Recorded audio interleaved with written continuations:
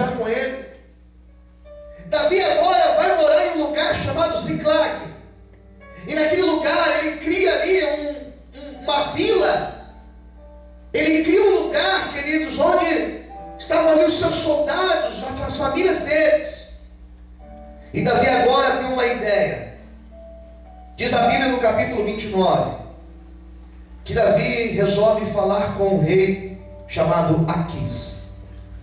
E esse rei, por nome de Aquis, ele era rei de um povo forte, um povo conhecido como o povo filisteu. E Davi vai com uma proposta.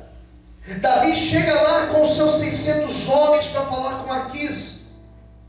E Davi agora quer se unir com Aquis para lutar contra Saul. Davi quer disponibilizar o seu exército de 600 homens para lutar junto com Aquis, para batalhar as lutas de Aquis, se formar um exército e lutar contra Saul. Davi, ele vai na posição de servo para falar com Aquis. E diz a Bíblia que no primeiro momento Aquis aceita, mas depois, por conselho dos seus comandantes, ele pensa melhor. Alguém chega para Aquis e fala: rei, e se isso for emboscada? E se Davi, na hora da luta, se virar contra nós? E se Davi não for fiel? Mas peraí, ele tem se mostrado um homem fiel. Ele tem se mostrado contra Saul. Rei, é melhor não. É melhor despedir Davi. E diz a Bíblia que o rei Aquis senta com Davi, tem uma reunião com Davi e fala para Davi: olha, como diria hoje em dia, molhou o esquema. Não tem jeito, não vai dar para você ir conosco. Como assim?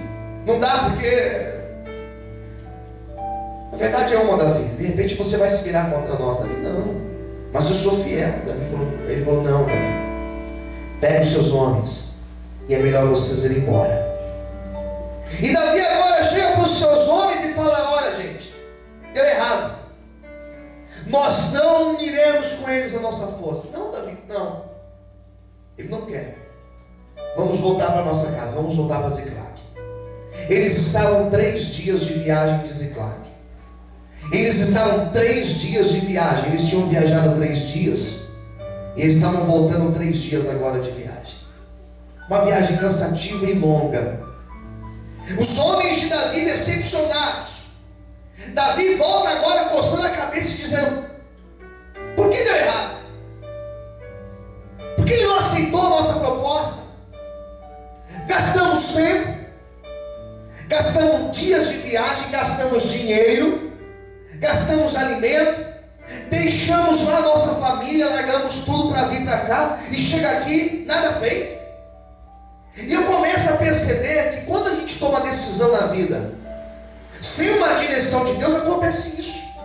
Você perde tempo, você perde dinheiro, você gasta energia, você vai lá e quebra a cara, você vai lá e quando você vai ver, não dá certo. Por quê? Porque não era de Deus para a tua vida. Quem entendeu, diga amém. Amém. Davi queria fazer uma aliança com o filisteu, mas quem disse que era de Deus fazer isso? Quem disse que Deus estava nesse negócio? E aqui Davi teve a primeira lição no seu pré-reinado, digamos assim. Porque ele percebeu que não adianta fazer por impulso. Não adianta tomar decisão pela conveniência. Não adianta tomar decisão na vida por aquilo que é mais prático. Porque nem sempre o que é mais prático é de Deus para a nossa vida. Nem sempre aquilo que é mais bonito é de Deus para a nossa vida. Nem sempre aquilo que está mais perto é de Deus para a nossa vida. Quem entendeu, diga amém. Amém. E ele agora tem que voltar. Imagine a revolta daqueles homens. Espera aí, Davi, gastamos tempo e dinheiro para vir para cá, Davi. Que falta de direção é essa? Davi tem que ficar em silêncio, queridos. Ele volta para a sua terra. Diz a Bíblia que quando eles chegam às portas de Ziclag, acontece o que está no capítulo 30. Quando eles estão chegando na casa deles, eles percebem algo estranho.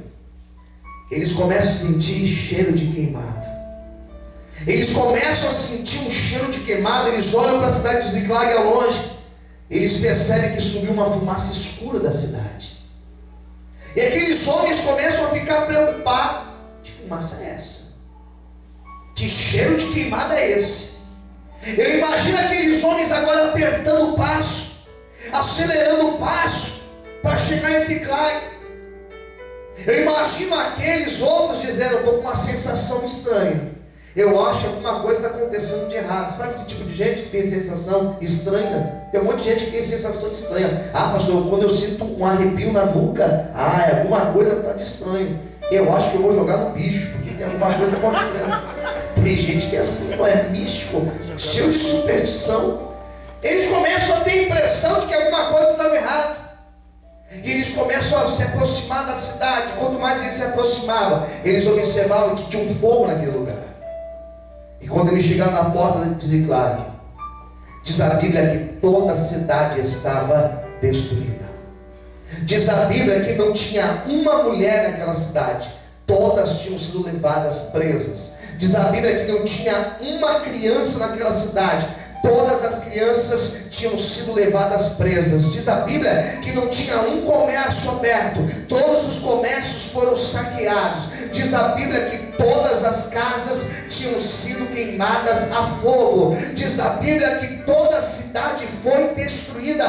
Não tinha uma pessoa sequer naquela cidade. Ninguém estava naquela cidade.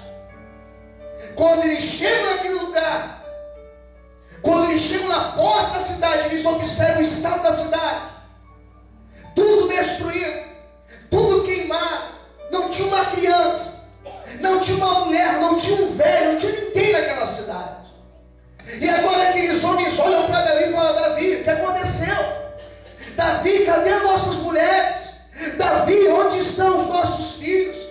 E diz a Bíblia que aqueles homens começaram a ficar irritados. Diz a Bíblia que aqueles homens começaram a chorar. Diz a Bíblia que algum deles começaram a pegar a pedra e dizer: Davi, nós vamos te matar, Davi. Nós vamos te apedrejar, Davi. Porque a nossa família foi roubada, a nossa casa foi destruída.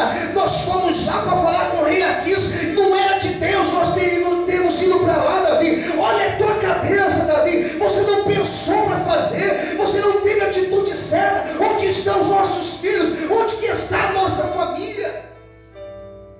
E diz a Bíblia que Davi agora baixa a cabeça. E aqueles homens começam a pegar pedras para matar Davi. E diz a Bíblia que todo o povo começou a chorar. Todo o povo começou a ficar amargurado. E diz aqui no versículo 6 que Davi, ele se esforçou no Senhor seu Deus. Diz a Bíblia no versículo 6, no capítulo 30, versículo 6, que na mesma hora que os homens queriam matar Davi, na mesma hora que todos estavam angustiados, chorando, depressivos, diz a Bíblia que o Espírito Santo de Deus desceu sobre Davi. E quando Davi começou a ouvir Deus falar no ouvido dele: filho, não precisa ficar com medo, vai dar tudo certo, eu vou te honrar, filho. Na mesma hora o Espírito de Deus começou a soprar para Davi, dizer: filho, não entre em desespero, eu vou te usar, filho, porque eu vou restituir esse povo.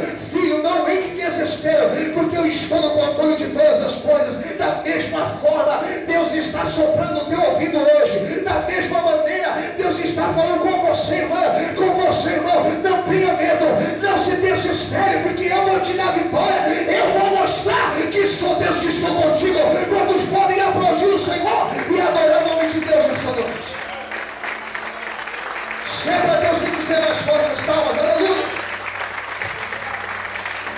Glorifique o Senhor essa noite. Diga para o irmão do lado: não se desespere. Deus está no controle de todas as coisas. Davi agora vai atrás do sacerdote. Versículo 7 vai falar que Davi chega para Abiatar, que era um sacerdote. E Davi agora pede para o sacerdote a roupa sacerdotal. Na verdade era uma estola que eles usavam. Era uma peça da vestimenta do sacerdote, que o sacerdote usava quando ele ia falar com Deus. Davi falou: não quero que ninguém vai orar por mim. Eu mesmo vou falar com Deus. Tem momentos da nossa vida, irmãos, que nós precisaremos dobrar o nosso joelho e entrar em propósito com Deus. Quem entendeu, diga amém. Amém. Davi não quis que ninguém orasse por ele. Davi não pediu para o sacerdote Abiatar orar por ele. Não, Davi falou assim: eu quero ir lá falar com Deus. Davi coloca aquela estola sacerdotal. Ele dobra o joelho, ele começa a orar ao Senhor. Eu percebo que chega um momento da nossa vida que é tão duro, é tão difícil a nossa luta, que a única atitude que nós temos é dobrar o joelho e orar. São momentos decisivos na nossa vida. Davi começou a falar a Deus: se ir para lá falar com Aquis não for de ti, se eu tomei uma decisão errada para ir falar com Aquis, eu não quero tomar mais nenhuma decisão errada. Eu quero que o Senhor me oriente. Diga para quem está ao seu lado: deixa Deus guiar a tua vida. Diga mais uma vez: diga Deus guiar a tua vida. Deixa Deus guiar a tua vida. Deixa Deus direcionar você. Ele agora dobra o joelho e